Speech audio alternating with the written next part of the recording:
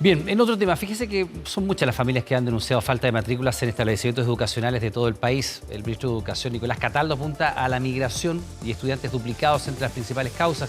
Queremos hablar de este y otros temas junto a la senadora de la Democracia Cristiana, Yasna Proboste, presidenta de la Comisión de Educación, además, por supuesto. Senadora, ¿cómo está? Ahí la veo. Buenas tardes, bienvenida.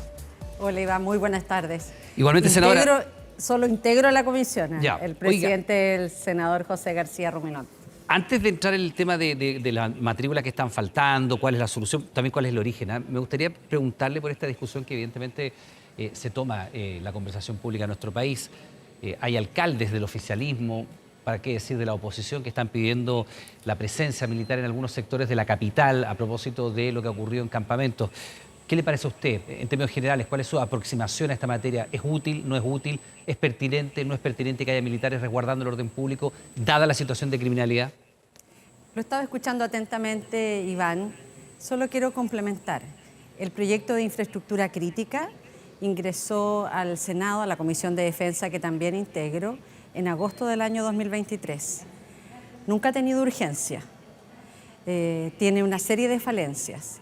Cuando uno mira el informe financiero, porque en el trabajo parlamentario uno mira el proyecto de ley y mira el informe financiero, es decir, cuántos recursos adicionales va a poner.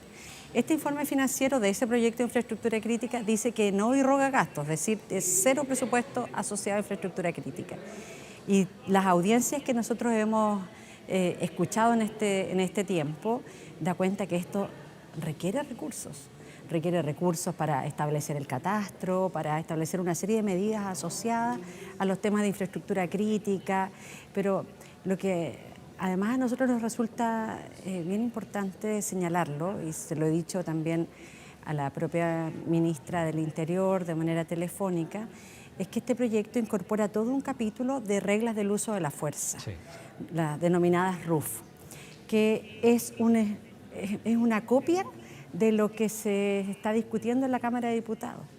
Entonces, además en el proyecto de infraestructura crítica incorpora un capítulo que hoy día está presente en 3 proyectos de ley distintos, que son reglas del uso de la fuerza. Que esto también es bien importante, porque uno dice la presencia militar en sectores urbanos, en barrios, requiere tener protocolos muy claros respecto de las reglas del uso de la fuerza. Entonces, aquí hay mociones parlamentarias, hay capítulos que están en el proyecto de infraestructura crítica, hay proyectos que se están discutiendo en la Cámara. Entonces, yo creo que aquí también se requiere que el gobierno se ¿como un organice desorden legislativo? en este tema. Hay como porque de partida es raro que un proyecto no tenga asociado recursos para implementarse. Sí. Evidentemente que si usted va a disponer de militares saliendo a las calles, uno entiende por una cuestión del mínimo sentido común que eso implica un gasto. No tiene recursos, es decir, es un proyecto que eventualmente está desfinanciado. Y además hay duplicación entre lo que se discute en la Cámara y el Senado. El proyecto de infraestructura crítica que ingresó el gobierno en agosto del año 2023, su informe financiero dice con letras grandes, no irroga gastos. Ya, ¿usted diría que eso es un desorden? Porque ya, ahí está el dato, no tiene gasto asociado, pero ustedes en las sesiones han visto que evidentemente sí los tiene y el sentido común a cualquiera le daría pensar que sí los tiene. ¿Cómo se resuelve eso? Además, Iván, esto lo puedo comentar porque muchas de las sesiones de la Comisión de Defensa tienen carácter de reservados, de secreto, pero en este caso hubo audiencias y nos llamó mucho la atención que cuando escuchábamos las audiencias se dejaba traslucir en que había habido poco diálogo con instituciones que son clave y que debieran ser objeto de la protección, es decir, de establecer el catastro. Entonces pedimos algo que también forma parte de la naturaleza de los proyectos de ley, que se denomina informe de productividad, que en el fondo es una radiografía que le indica a los parlamentarios quiénes participaron en el proyecto de ley. Y eso es algo que hasta el día de hoy no lo hemos podido tener. Ya, al margen de esa observación que si usted quiere es como de técnica legislativa y que devela ahí una falencia que no es nada menor, que no es nada menor, que no tenga recursos y que efectivamente en la tramitación del mismo no se haya dialogado con los actores que son relevantes. Desde el punto de vista de la implementación práctica, hemos escuchado más de un general en retiro, muchos especialistas también en la materia que dicen que los militares, en términos generales, por formación no están preparados para el control del orden público y uno entiende que eso es así. Pero tampoco los ciudadanos están preparados para vivir junto al crimen organizado, y lo estamos haciendo. tampoco las policías chilenas estaban preparadas para este tipo de criminalidad y han tenido que en la marcha aprender, y el Ministerio Público ha tenido que tener una fiscalía supranacional y los tribunales ya están teniendo jueces que no dan su identidad, y así la sociedad se ha ido teniendo que adaptar a esta realidad que ha irrumpido. ¿No debiera también el Ejército, dado que en su formación no tiene esto, adaptarlo, incorporarlo y ver cómo es parte de la solución, más que un observador neutro de lo que está pasando? Uno entiende que la función de ellos principalmente es frontera y eventualmente mecanismos disuasivos y ojalá nunca ocurriera un escenario bélico, pero dado que eso no está ocurriendo y que hay una urgencia real, ¿no le parece a usted que eso de el Ejército no tiene la preparación podría modificarse también? Es que las Fuerzas Armadas en este caso, Iván, han tenido una disposición que es importante señalarla, porque hoy día ellos han acogido las necesidades que tiene el país. Sí, claro. Y por eso que los vemos desplegados en los estados de excepción que parecieran ya normalizarse en este gobierno, en las múltiples renovaciones en la macrozona sur. Y por lo tanto ellos realizan una labor de colaboración, de protección también a las propias policías y de trabajo en conjunto, porque también en eso nosotros entendemos en que la labor de las Fuerzas Armadas está claramente definida, pero que la sociedad en un momento determinado, en coyunturas especiales, le puede entregar y le puede solicitar a las Fuerzas Armadas cumplir un rol especial como hoy día lo están cumpliendo en la protección de la frontera norte, por ejemplo.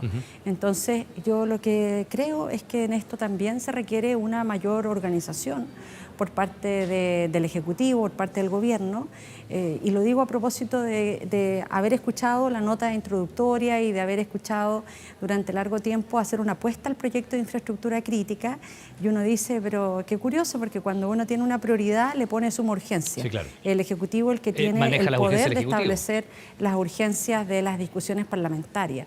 Y en este caso, hasta el momento que estamos conversando, Iván, este es un proyecto que no tiene ninguna urgencia en el Senado. O sea, puede no ser puesto en tabla.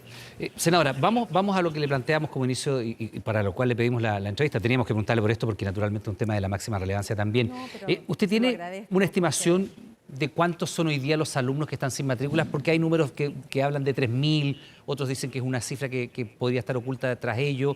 ¿Hay primero un catastro para dimensionar de qué magnitud es este problema?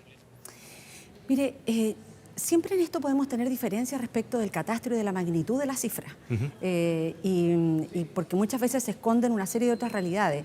A partir del ejercicio parlamentario que hemos logrado reunir los parlamentarios que formamos parte de la Comisión de Educación, la presentación que estamos haciendo al Defensor de la Niñez habla de más de 3.000 estudiantes que buscan matrícula y no acceden. Esto a través de distintas plataformas en donde madres, padres y apoderados se han ido organizando y que nuestros equipos han ido sistematizando, pero obviamente que es una labor de una construcción ciudadana que no tiene yo diría el mismo rigor que debe tener, por cierto, quienes manejan estas bases de datos, que son el Ministerio de Educación, y que sumado además a esta realidad muy dramática de familias que buscan escuela y no la encuentran para sus hijos o liceo, también tenemos que sumar realidades que son bien complejas, que las hemos escuchado el lunes de esta semana en la Comisión de Educación y que están referidos a educación de adultos, en donde particularmente acá en la quinta región se les ha prohibido el funcionamiento y por lo tanto allí también hay una cifra negra respecto de adultos que hoy día no están accediendo a los programas de educación. Y a nosotros nos parece que esta es una situación muy grave de vulneración de derechos que no puede ser aceptada. No podemos decir, mire, esto ha venido pasando durante muchos años, pero a pesar de esto Chile tiene mejores tasas de alfabetización. Mire, todo eso son calmantes que no resuelven el problema. Y lo que nosotros tenemos que buscar son alternativas que signifiquen, primero, eliminar cualquier barrera que entorpezca el aumento de cupos, de sobrecupos, de más salas de clase, y de impulsar también para que los sostenedores, particularmente sostenedores públicos, en el caso de los servicios locales, que es mucho más fácil, usted tiene que hablar con un solo sostenedor, pudieran tener ya una respuesta frente a esta situación dramática. ¿Qué es lo que ha complejizado particularmente la situación este año? una decisión que tomó el gobierno de una nueva plataforma que se suma al sistema de admisión escolar para aquellas personas que en ese proceso no obtuvieron establecimiento educacional, no obtuvieron matrícula para sus hijos e hijas. Se creó una nueva plataforma que se denominaba Inscríbete en la lista, ponte en la lista, y eso se centralizó. Entonces, las y los directores de colegio perdieron esa capacidad de decir, bueno, a mí me quedan cupos en tales y cuáles cursos, cuál es la demanda y rápidamente dar respuesta. Entonces, esto, Iván, ha sido muy complejo porque a la vulneración al derecho a la educación de los niños y niñas consagrada en la Ley General de Educación, porque además esto es bien importante señalarlo. Hay algunas autoridades del Ministerio, particularmente lo digo por el secretario regional ministerial de Atacama, en donde le dijo a las familias en que se inscribieran en exámenes libres, y lo que nosotros hemos dicho, y hoy día lo ratificó el Ministerio y la Comisión, es una no solución. Lo que dice la Ley General de Educación es que el Estado debe garantizar el ingreso. Y por lo tanto, por cierto, y esto además está garantizado en los derechos de los niños, sí, claro, en los acuerdos internacionales que Chile ha suscrito, y por lo tanto lo que tenemos que hacer es buscar alternativas. Mire, nosotros hemos hecho los caminos que corresponden, nos hemos reunido con las familias, personalmente con las familias en la ciudad de Copiapó, que son las que se han organizado. Hemos estado recibiendo a través de nuestras redes situaciones de otras comunas, no solo de la región a la que representamos y en la que vivimos, sino también de otras regiones del país, pero hemos estado buscando alternativas. Yo acabo de hablar antes de esta reunión con el rector de la Universidad de Santiago, con la gente de arquitectura de esa universidad, para ver cómo en apoyo con el gobierno regional podemos avanzar en soluciones, en salas modulares, en ampliar la matrícula y dar certezas a las familias. ¿Eso sería como construcciones de emergencia, senadora? Por cierto, porque esto es una emergencia educativa. Y algunos hablan del terremoto educacional que dejó la pandemia, pero esto es parte de la crisis educacional que estamos viviendo, que es muy profunda y que tiene distintas aristas. Tiene los problemas de infraestructura, tiene los problemas de gobernanza de los nuevos sostenedores a través de los servicios locales, tiene los problemas de los rezagos de aprendizaje, tiene además los problemas de la crisis de confianza también, que es parte de la crisis profunda que hoy vive el sistema educativo. Ahora, ¿cuál es el origen? Porque efectivamente aquí uno podría pensar que sobre todo en la zona norte de nuestro país se ha producido una presión, una demanda creciente por cupos en la educación, toda vez que es donde ha llegado la mayor presión migratoria. Se señala que son cerca de 150.000 los alumnos que de alguna manera se han incorporado a través de estos procesos migratorios con este RUT temporal que les permite ingresar a la educación, y eso significaría, si uno piensa en escuelas de 500 alumnos, estar construyendo 300 escuelas que no se han construido, evidentemente. ¿Tiene el país la capacidad para acoger y albergar y garantizar el derecho a la educación de esos niños migrantes sin, por otra parte, poner en riesgo también el mismo derecho a la educación que tienen los niños que han nacido en nuestro país? ¿Qué pasa con eso? Hay una colisión que es muy complicada. Mire, el Estado de Chile tiene el deber de garantizar el derecho a la educación. Y lo que aquí ha fallado, sin duda, tiene que ver con la planeación, tiene que ver con la planificación prospectiva en esta materia. Solo quiero dar un caso. El Ministerio de Educación consolida esta realidad en octubre del año anterior, que es el ingreso al sistema de admisión escolar. Ya en ese momento se saben las brechas que existen de personas que postulan y no quedan en un establecimiento educacional. Octubre. Entonces, uno se pregunta, ¿por qué ha pasado tanto tiempo? Hoy día nos decían, miren, en algunas comunas se han buscado alternativas y pareciera que en este caso los municipios han sido bastante más rápidos en buscar alternativas de solución. Lo decían hoy día particularmente en Alto Hospicio, que es una comuna, como todos sabemos, que concentra también una cantidad muy importante de flujo de migración. Pero uno no ve la misma respuesta en servicios locales de educación pública, particularmente lo digo por el SLEP Atacama. Senadora, antes que se nos vaya el tiempo, ¿hay plazos para garantizar que estos cerca de 3.000 niños que hoy día, mediados de marzo ya, están sin clase? ¿Se puede? Bueno, ¿de emergencia, construcción? Usted decía, hablamos con la Facultad de Arquitectura, no recuerdo bien de qué universidad, si quiere me lo repite. Eso lo digo porque una gestión nuestra pero es una solución, en Atacama. Usted entiende, muy puntual, ¿no? Para un problema que es más bien general y que requiere una mirada más orgánica. Es un problema que trasciende los límites territoriales de la región. Estamos a mediados de marzo. ¿Qué pasos se dan para que estos 3.000 niños puedan tener clase?